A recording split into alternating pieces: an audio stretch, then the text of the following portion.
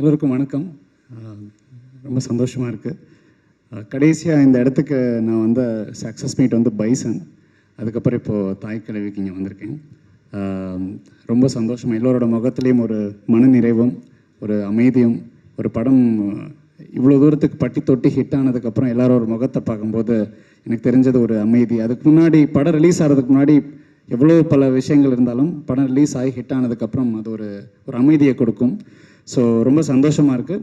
இந்த வாய்ப்பளித்த எனக்கு என்னுடைய அண்ணன் எஸ்கே அண்ணன் தேங்க்யூ.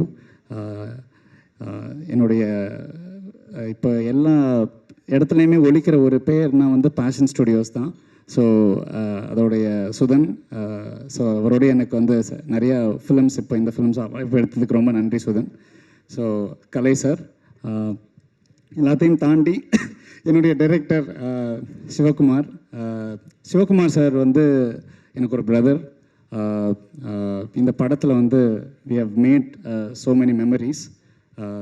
அவர் எப்போவுமே அவர்கிட்டேருந்து நான் கற்றுக்கிட்ட ஒரு விஷயம் என்னென்னா, ரொம்ப ஒரு அழகான ஒரு விஷயம் சொன்னார். எனக்கு எதை பார்த்துமே பயம் இல்லை சார், எனக்கு என்னோடய வேலையை பார்த்து மட்டும்தான் பயம் அப்படின்னு எப்போவுமே சொல்லுவார். ஸோ அது வந்து அதுதான் வந்து அவர் இப்போ இந்த இடத்துல இருக்கிறதுக்கும் இன்னும் மென்மேலும் உயரங்கள் போகிறதுக்கும் என்னுடைய மனமார்ந்த ப்ரேயர் சார். கண்டிப்பாக நீங்கள் போவீங்க. என்னுடைய மியூசிஷியன்ஸ், என்னுடைய team, sound engineers, to all the cast and crew in this film, we have done something really good to be. அது ரொம்ப ஒரு மெமரபுளாக ஒரு விஷயமா இந்த படத்தில் நம்ம பண்ணியிருக்கோம். ஸோ இந்த வாய்ப்பளித்த அத்தனை பேருக்கும் நன்றி. Plus thank you for your constant support. எங்கள் எல்லா படத்துக்கும் நீங்கள் சப்போர்ட் பண்ணியிருக்கீங்க. வாய்ப்பளித்த எல்லோருக்கும் நன்றி. Thank you so much. Thank you. Yes, ஒரே ஒரு கேள்வி. இப்போ இசைநாயகன், விரைவில் கதாநாயகன்னு நாங்கள் காசிப்பாக கேள்விப்படுறோம், அதை பற்றி? இல்லை, அந்த மாதிரிலாம் இப்போதைக்கு எதுவும் இல்லைல்ல. Okay, thank you. காசிப்பாகவே இருக்கட்டும். Thank you bro, thank you. அண்ட் எல்லோரும் வந்து எனக்கு மெசேஜ் பண்ணி கேட்குறாங்க, முருகர் சாங் எங்கள் திட்டெல்லாம் செய்கிறாங்க ட்விட்டரில், சீக்கிரம் அதை ரிலீஸ் பண்ணிவிடுவோம். தேங்க்யூ. எல்லாருக்கும் வணக்கம். இது நாங்கள் 8 பேர் சேர்ந்து டைரக்ட் பண்ண படம்.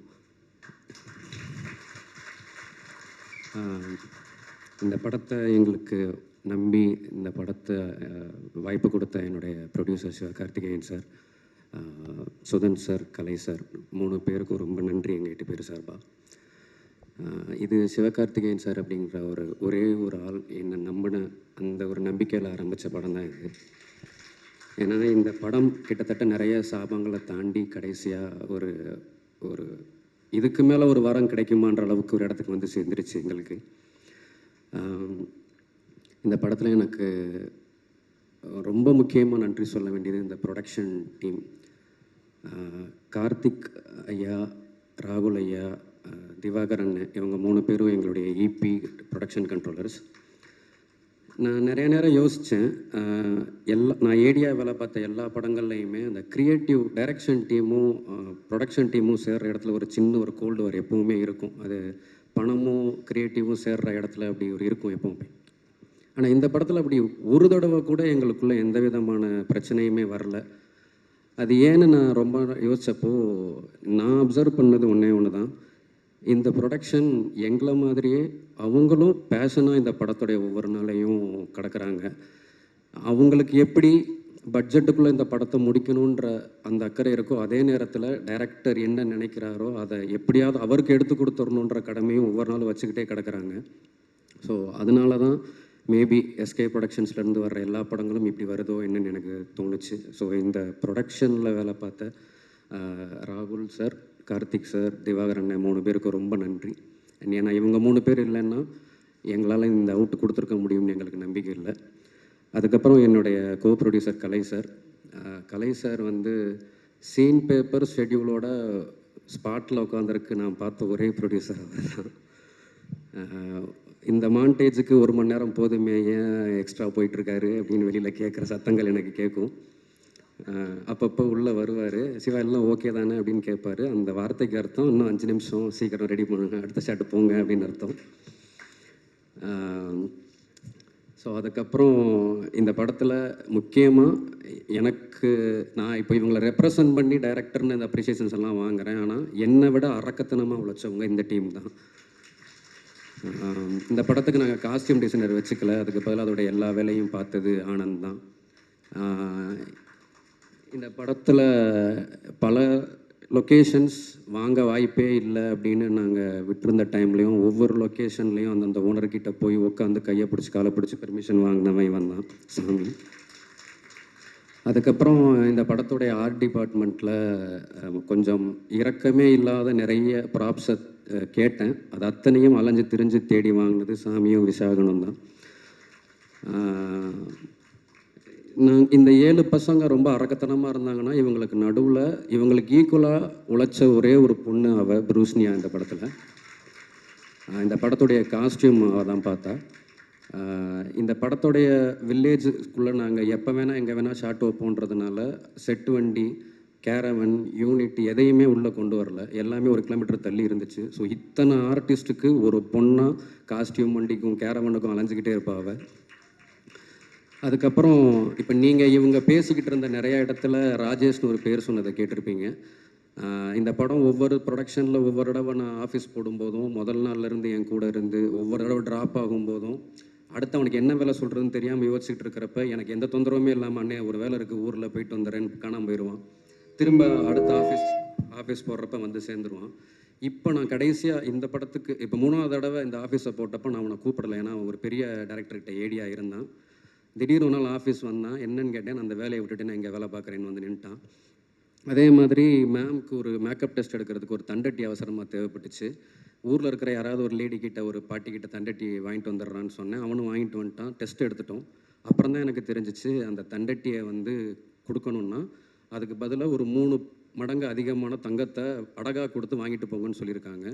அதை அவன் என்கிட்ட சொல்லலை. அவங்க அம்மாவோட தாளிச்சு நான் கழட்டி போய் வச்சு வாங்கிட்டு வந்துட்டான்.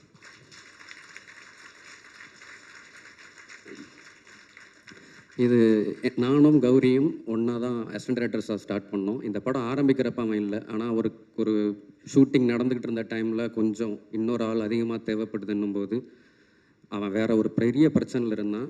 காலைல கிளம்பி வர முடிய மாட்டான்னு வந்தான். மொத்த படமும் முடிச்சு கொடுத்து இப்போ வரைக்கும் என் கூட தான் நிற்கிறான் அவன். அதே மாதிரி இவன் விக்னேஷ் இந்த படத்துடைய டப்பிங்கை லாக் பண்ணி கொடுத்துட்டு நிவாஸ் சார்கிட்ட சாங்ஸை வாங்கி கொடுத்துட்டு பிஜிஎம் லாக் பண்ணதுக்கப்புறம் இந்த படத்துடைய போஸ்ட்டில் என்ன வேலை நடந்துச்சு எனக்கு எதுவுமே தெரியாது. ஆனால் அத்தனையும் ஒரே ஆளாக ராத்திரி பகலாக பார்த்தவன் வந்தான். இவன் ஆதி. நான் ஏடியாக இருந்த காலத்திலேருந்து எடிட்டிங் ரிப்போர்ட் எழுதுகிற ஒரு ஆள் ஷூட்டிங்கில் டெப்த்தில் ஃபீல்டு கிளியர் பண்ணிக்கிட்டு இருந்த ஒரே ஆள் இவன் தான். ஸோ அந்தளவுக்கு ஒவ்வொரு ஷாட்டுக்கும் எவ்வளோ ஓட முடியுமோ ஓடுவான் அவன்.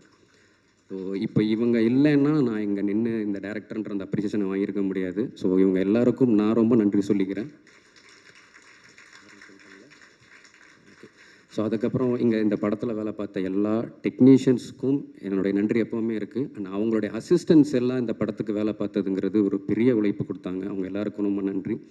என்னுடைய நடிகர்கள் அவங்க அத்தனை பேர், அவங்களுடைய அசிஸ்டன்ஸ், இதில் நடித்த கேரக்டர் ஆர்டிஸ்ட், அவங்க கூட வந்து அவங்களுக்கு பாதுகாப்பாக வந்து அவங்களுடைய ஹஸ்பண்ட்ஸ் எல்லாருக்குமே ரொம்ப நன்றி. இந்த படம் நான் ஒரு டைரக்டர், எனக்கு இது ஒரு லைஃப்னு சொல்லி நான் டே நைட்டாக தூங்காமல் வேலை பார்த்துருக்கலாம், சாப்பிடாமல் இருக்க முடியும்.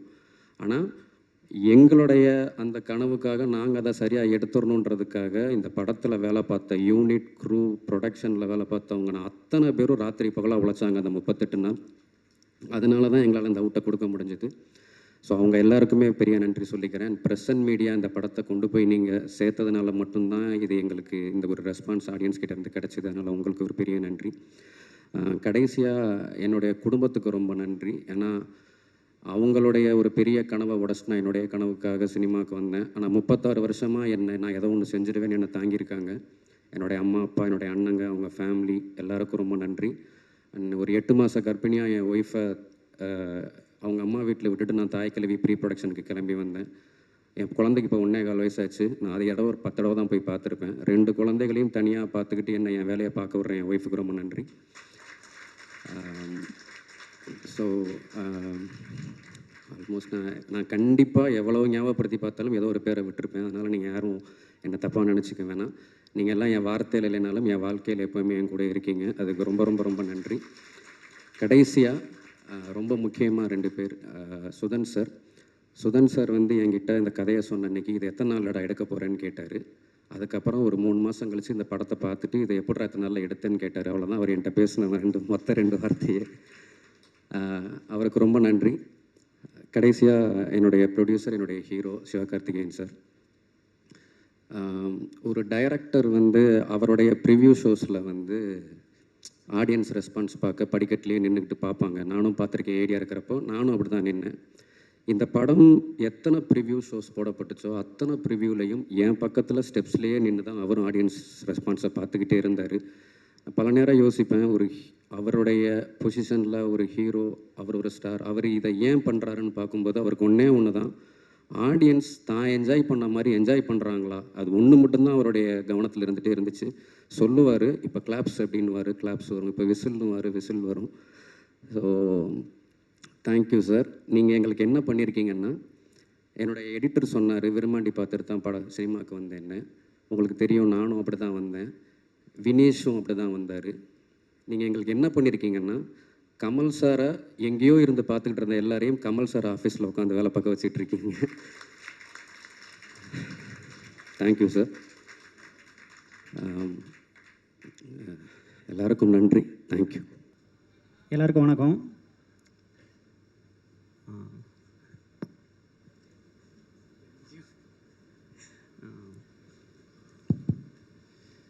குடும்பம், கடவுள், இயற்கை, இவங்க எல்லாருக்குமே ஃபஸ்ட்டு தேங்க்ஸ் சொல்லிக்கிறேன்.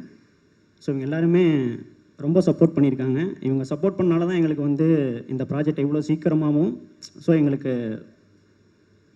உங்கள்கிட்ட இன்றைக்கி ப்ரெசென்ட் பண்ணியிருக்கோம். ஸோ உங்களுக்கு எல்லாருக்குமே பிடிச்சிருக்கு. ஸோ இதுக்கு ஒரு மிகப்பெரிய நன்றி. இதுக்கு நிறைய கடமைப்பட்டிருக்கோம். So SK sir, thanks sir. So production teams எல்லாருக்குமே ரொம்ப நன்றி. ஆர்டிஸ்ட் சார், உங்கள் எல்லாருக்குமே ரொம்ப நன்றி. ஸோ இது இன்றைக்கி வந்து இங்கே நடந்திருக்குன்னா, என்னோடய டீம்ஸ், என்னோட பசங்க எல்லாருமே முத்துக்குமார் சார் மாதிரி லிட்டில்ஸ் பிசிஸ் மாதிரியே டீம்ஸ்ன்றாங்களே. ஸோ என்னோட டீம்ஸ் ஆக்சுவலாக சதீஷ், பிரவீன், மோகன், ஸ்ரீகாந்த், உதய், ஸோ இவங்க எல்லாருக்குமே ரொம்ப தேங்க்ஸ் சொல்லிக்கிறேன். ஸோ அதே மாதிரி என்னோடய camera attenders, focus fillers, lightmans, செட்டேஷன்ஸ், ஃபோட்டோ ஃபிளட்ஸ், ஸோ இவங்க எல்லாருக்குமே ரொம்ப தேங்க்ஸ். ஏன்னா இவங்க எல்லாருமே வந்து எங்களுக்கு ஒரு 38 days 40 days வந்து அவங்களோட ஃபுல் உழைப்பு எங்களுக்கு கொடுத்துருக்காங்க. ஸோ அவங்கள நிறைய டார்ச்சர் பண்ணியிருக்கோம். ஸோ நிறையா விஷயங்கள் அவங்கள பண்ணியிருக்காங்க. எதுக்குமே வந்து ரியாக்ட் பண்ணிக்காமல் எங்களுக்கு ரொம்ப ஃபஸ்ட்டு படம், ஸோ அது எல்லாமே சப்போர்ட் பண்ணி எங்களுக்கு கொடுத்துருக்காங்க. ஸோ அது எல்லாருக்குமே ரொம்ப தேங்க்ஸ். உங்கள் எல்லாத்துக்குமே நான் கடமைப்பட்டிருக்கோம். ஸோ இதே மாதிரி ப்ரெசன்ட் மீடியாஸ், ஸோ நீங்கள் எல்லாருமே என்னென்னா, ஸோ இந்த ஃபஸ்ட்டு படத்தை அழகாக ஆடியன்ஸ் கிட்ட எடுத்துகிட்டு போய் கொடுத்துருக்கீங்க. ஸோ சப்போர்ட் பண்ணியிருக்கீங்க. ஆடியன்ஸ் இது அதே மாதிரி, ஸோ ஒரு நல்ல படம். ஸோ இந்த படத்தை நீங்கள் எல்லாருமே வந்து கொண்டாடி இருக்கீங்க. ஸோ இன்றைக்கி எங்களுக்கு வந்து ஸோ வெற்றி விழாவாக கொண்டாடுறோம். ஸோ ரொம்ப எல்லாருமே தேங்க்ஸ்.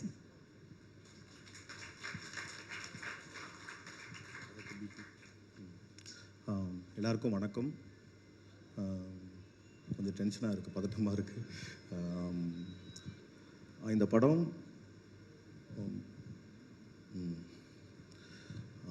படம் வியாபார ரீதியாகவும் மக்களுக்கு பிடிச்ச படமாகவும் இந்த படம் வந்திருக்கு. அது ரொம்ப ரொம்ப சந்தோஷம். நம்ம என்னதான் ஒரு ரூமில் ஒர்க் பண்ணாலும் அந்த படத்தை தேட்டர் கொண்டு போய் கொடுக்கறதுல மிகப்பெரிய பங்கு இருக்குது.